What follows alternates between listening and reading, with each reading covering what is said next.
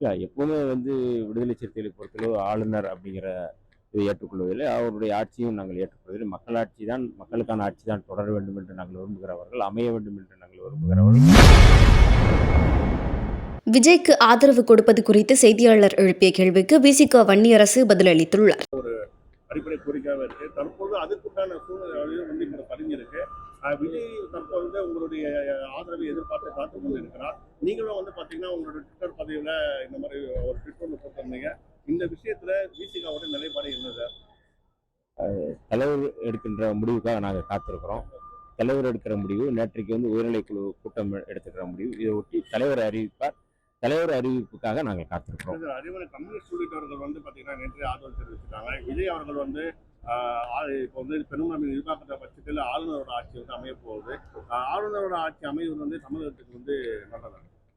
எப்பவுமே விடுதலை சிறுத்தைகளை பொறுத்தளவு ஆளுநர் அப்படிங்கிற இதை ஏற்றுக்கொள்வதில்லை. அவருடைய ஆட்சியும் நாங்கள் ஏற்றுக்கொள்வதில்லை. மக்களாட்சி தான் மக்களுக்கான ஆட்சி தான் தொடர வேண்டும் என்று நாங்கள் விரும்புகிறவர்கள், அமைய வேண்டும் என்று நாங்கள் விரும்புகிறவர்கள். ஆகவே ஆளுநருடைய செயல்பாடுகள் எல்லாமே எதிராக இருக்கிறது. அதாவது அரசியலமைப்பு சட்டத்துக்கு எதிராக இருக்கு அப்படின்னு சொல்லிட்டு இருக்கிற நேரத்தில் இந்த மாதிரியான கேள்விகளை நாங்கள் எப்போதுமே ஆதரிப்பதில்லை. குறிப்பா இப்போ சமூக வலைதளங்கள் முக்கியமான ஒரு விஷயம் பரவப்படுது. அதாவது விசிகா தற்போது அதிகாரத்தில் துணை முதல்வர் பதவியும், அதாவது அமைச்சர் பதவி, மேயர் பதவி டிமாண்ட் வைக்கிறதா ஒரு இல்ல. அது எனக்கு எதுவும் தெரியல. அது ஏன்னா அந்த இதுக்கு நமக்கு ஒன்றும் தெரியல. எல்லாமே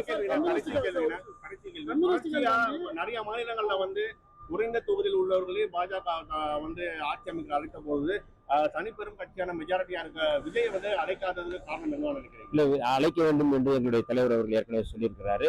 அதுதான் அரசியலமைப்பு சட்டம் வழங்கியிருக்கின்ற வாய்ப்பு. ஆளுநர் அவர்கள் பெரும்பான்மை உள்ளவர்களுக்கு அழைக்கணும்னு சொல்லியிருக்கிறோம். தலைவருடைய கருத்தை தான் நாங்கள் வழிமுறை.